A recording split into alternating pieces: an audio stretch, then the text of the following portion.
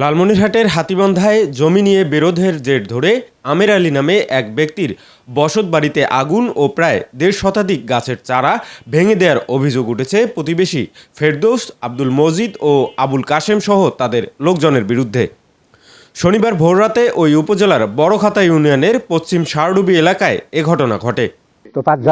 তোফাজ্জলের ছেলে এবং মহরম আলীর ছেলে ও মজিদ, আবুল খায়ের এরা সম্পূর্ণ উত্তরযোগী হয়ে আমার গাছ প্লিয়ার সব ধ্বংস করে দেওয়ার পর আমার বাড়িতে আসি আগুন লাগিয়ে দেয়। আমাকে এখানে বাড়ি থাকতে দেবে না, আমাকে একবার ভাগিয়ে দিছে।